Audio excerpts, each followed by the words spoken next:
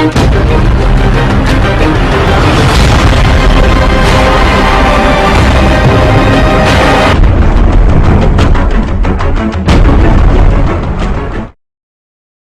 Boss का आज का एपिसोड भाई धमाकेदार रहा। कई नई चीज़ें पता चली जो वीकेंड के बारे में स्किप हो गई, जो लोग नहीं देख पाए उसके बारे में भी पता चला। और ये भी पता चल गया कि सलमान खान की डांट का असर प्रतीक सहजपाल पर कितना हुआ और हुआ कि नहीं हुआ, ये भी कंफर्म हो चुका है।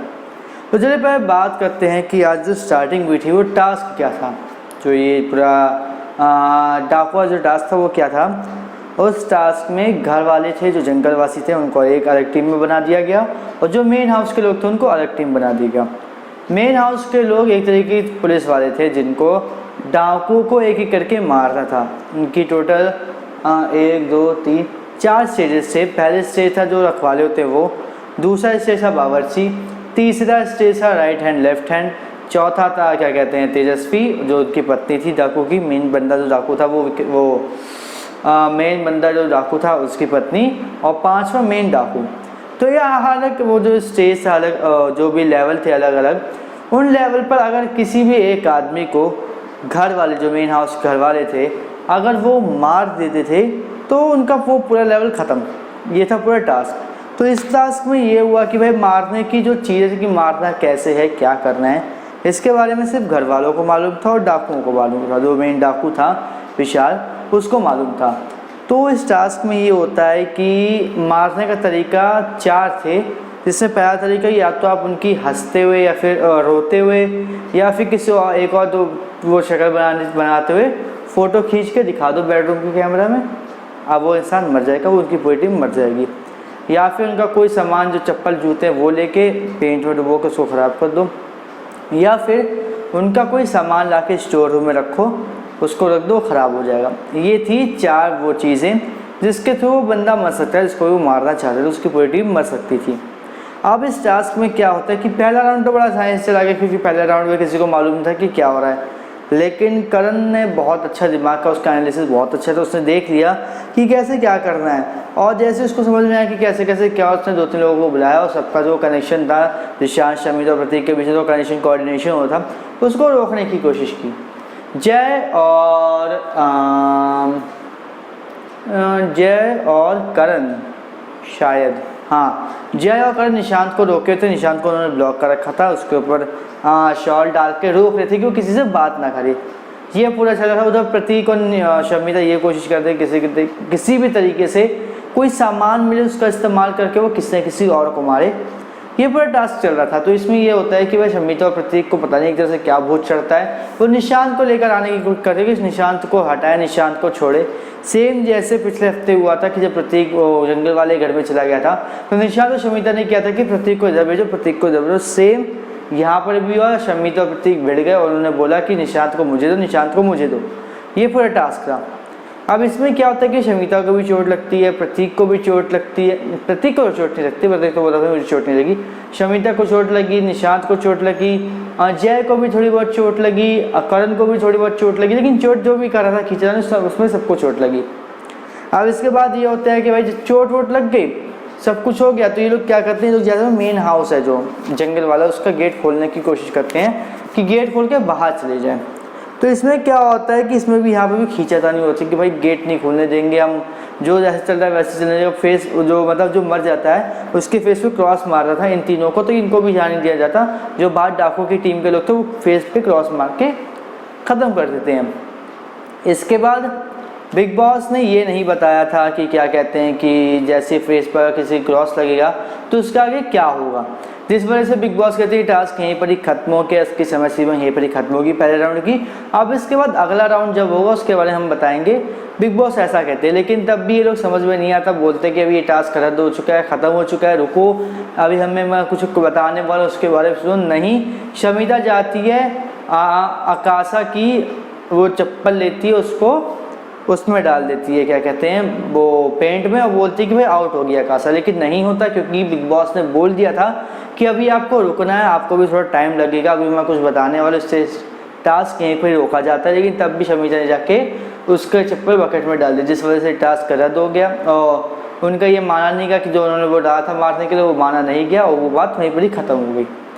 अब इसके बाद बात ये होती है कि भाई किसने क्या किया, किसने किसको मारा, ये वो फाइनल का बहुत देर तक ये बात चलती है। लेकिन यहाँ पर बात एक ही अच्छी लगती है कि तेजस्वी ने इसका इस्तेमाल बहुत अच्छी तरीके से किया। निशान जो पॉइंट बोला था, जैसे तेजस्वी उसका काउंटर अटैक डालती है फिर उसी की बात को रिपीट करते थे, मेरे को तो पता ही नहीं, मुझे तो मालूम ही नहीं, मैं तो ये बात कही ही नहीं। सेम शमिता के ऊपर जो पॉइंट तेजस्वी बोलती थी, सेम जब वो बात बोली जाती थी जिसकी बात अब बाकियों के सामने दोबारा रिपीट करो तो वो बात बोलते ही नहीं थे कि मैंने ये बात बोली फिर ये बात कही हुई। ये बात मुझे बहुत अच्छी लगी कि तेजस्वी ने इन सब की बातों को बहुत अच्छी तरीके से टैकल किया, बहुत अच्छी तरीके से समझा और बहुत अच्छी तरीके से इनकी बातों का जवाब दिया। ये बात तेजस्वी की अच्छी लगी और ये आगे चल के बहुत फ़ायदा करने वाली है। इसके बाद भाई आज जय भानुशाली का आई डोंट नो पता नहीं क्या है, उस बंदे ने फिर से प्रतीक को गाली दी माँ की। मानते हैं कि भाई प्रतीक इंस्टिगेट करता है तो, लेकिन आप प्रतीक अभी इंस्टिगेट करते तो तुम्हें माँ की गाली छोड़ियाँ देनी चाहिए, क्यों दे रहे हो माँ की गाली? ये पहला पॉइंट है, जो पहला पहलू है इसका ये है। अब दूसरा पहलू क्या है वो सुनो। दूसरा पहलू ये है कि जय को मालूम चल चुका है कि अगर प्रतीक को माँ की गाली दी तो इंस्टिगेट हो गए, मारने पीटने पर आएगा और कुछ ना कुछ तोड़ेगा फोड़ेगा। इसकी वजह से इसकी क्लास लगी और शायद इसको घर से एलिमिनेट भी कर दिया जाए। जय को ये बात मालूम है लेकिन वो दिखाता नहीं कि ऐसा कुछ करना चाहिए। इसके बाद जब ये बातचीत हो रही थी तो मतलब जैसे उसको गाली दी जय ने, प्रतीक हाय मैं गाली नहीं सुन सकता, ये वो फिर से मतलब वही चालू हो। तो उस दिन चालू हुआ था पिछले हफ्ते कि मारना पीटना ही सब चालू हो गया। लेकिन सब ने कि शांत हो जा, ऐसा कुछ नहीं है, शांत हो जा। शांत हुआ लेकिन तब भी उसका रोना चल रहा था। तो इस पर विधि बोलती है सलमान खान ने जब तुम्हें गाली तब तूने क्यों नहीं किया? पॉइंट वैलिड है। जब सलमान खान ने तुझे माँ की गाली दी तब तूने ऐसा क्यों नहीं किया? सलमान खान के सामने रिएक्शन क्यों नहीं दिया?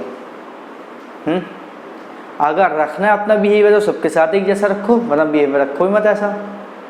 और ये बात वैलिड है भाई, सीरियसली वैलिड है। सलमान खान ने तुम्हें माँ की गाली दी तो तब तुम्हारा ये नेचर क्यों नहीं निकला? तब तुमने इस तरीके से बिहेवियर क्यों नहीं दिखाया?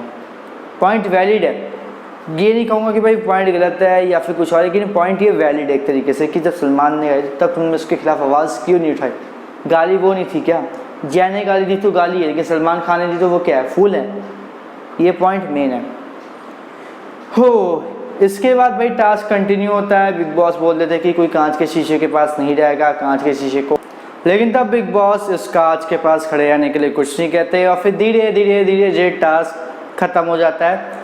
उसके बाद करण, शमिता और निशांत इस बारे में बात कर रहे होते हैं क्या जय किस तरीके से कितना एंग्री है, कितनी जल्दी वो भड़क जाता है बातों पे, इस बारे में बात करते हैं जो एक्चुअल में सही है कि माँ की गाली ना बहुत बड़ी बात हो जाता है। इशू बहुत बड़ा है, भले ही वो तुम्हें इंस्टिगेट करे कुछ भी कहे, लेकिन माँ की गाली कहना गलत बात है और ये जय इस बात को समझ नहीं रहा, लेकिन ये बात बहुत गलत है।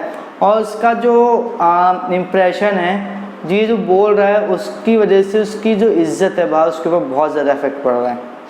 उसको समझ में नहीं आ रहा, लेकिन ये सच में इफेक्ट कर रहा है उसकी इज्जत को और इसके कॉन्सिक्वेंसेज उसको काफ़ी बड़े भी मिल सकते हैं, भारी भी मिल सकते हैं। अब इसके बाद बात आती है अफसाना के गिरने की। तो भाई अफसाना गिर रहा, साफ साफ ये बात बता रहा कि भाई वो जानबूझ के गिरी ताकि टाइम वेस्ट हो, उसको इतनी ज़्यादा लगी जिस तरीके से ज़रूरत थी, लेकिन वो जानबूझ के वैसे करी ताकि टाइम वेस्ट हो। उसका पूरा मोटिव ये था। और शेर से मैं बोलूँगा अफसाना का भी काफ़ी तेज चलता है, वो चाहे कैसे भी करे, लड़ाई झगड़े बातें बूते कुछ भी करे, लेकिन उसका दिमाग बहुत तेज चलता है, ये बात है। इसके अलावा भाई सुबह सुबह डोनाल्ड की लड़ाई हो रही थी, भाई बाकी सबसे बहस हो रही थी कि भाई तुम खाना क्यों नहीं बात। और एक्चुअल में बात सही है कि अगर जब बंदा सुबह उठता है भाई उसको खाना चाहिए। तुम ये नहीं कह सकते कि आपको खाना मिला ना, आप शाम को जो डिनर का टाइम है अगर आप उस टाइम ब्रेकफास्ट या लंच बना के दो तो हर कोई ये बोलेगा कि यार गलत है, ये हमें डिनर के टाइम डिनर चाहिए, लंच के टाइम लंच चाहिए, ब्रेकफास्ट के टाइम ब्रेकफास्ट चाहिए। लेकिन तुम ये करो कि डिनर के टाइम लंच दे रहे हो तो फिर इसको कोई मतलब ही नहीं आ जाता। तो इस बात पर थोड़ी बहुत बहस होती है। उसके बाद करण मनाते हैं। करण और अफसाना का जो बहन भाई वाला रिश्ता है वो एक्चुअल में असली रिश्ता है। करण ने अगर अफसाना को बोला कि तू मेरी बहन है तो एक्चुअल में भी अफसाना करण को अपनी बहन अपना भाई मानती है। एग्जैक्टली ऐसा कुछ नहीं कि ऊपर नीचे उतार चढ़ाव नहीं, अगर वो दोनों ने भाई बहन बोला एक दूसरे को तो एक्चुअल में भाई बहन मान भी रहे हैं और सब बातों को एक्चुअल में फॉलो भी कर रहे हैं, जो ये बात बहुत अच्छी लग रही है। ऐसे अगर चलता है तो करण और अफसाना की जो भाई बहन वाला जो रिश्ता है ये आगे भी चलेगा और इस वजह से शायद अफसाना भी आगे जा सके। बाकी उनका गेम तो भी काफ़ी अच्छा चल रहा है। बाकी देखते हैं क्या होता है। वो कल का जो एपिसोड है वो भी बड़ा ख़तरनाक होने वाला है, क्योंकि आज जो टास्क है उसमें बहुत लड़ाई हुई है, बहुत झगड़े हुए हैं, उसमें बहुत चोटें लगी हैं, इसलिए कल का एपिसोड भी गजब होने वाला है। कल के एपिसोड को भी देखने के तैयार रहिए। बाकी आप हमें बस कमेंट करके बताइए कि आज का एपिसोड आपको कैसा लगा, और कोई अगर मतलब चीज़ें रिव्यू में रह गई हो, कोई बात छूट गई हो तो कमेंट करके बताइए, उसका भी हम आप कोशिश करेंगे कि उसका जवाब हाथ तो हाथ कमेंट सेक्शन में करें। बाकी कमेंट करके आप बताते रहिए कैसा है, क्या है, कैसा लग रहा है आपको बिग बॉस 15, कैसा था आज का एपिसोड। और चैनल को सब्सक्राइब कर लीजिए, बेल आइकन को दबा लीजिए ताकि आपसे मिस ना हो हमारा कोई भी लाइव फीड से जुड़ा, बिग बॉस 15 से जुड़ा, मंदिर का, बाहर का, कहीं का भी कोई भी अपडेट।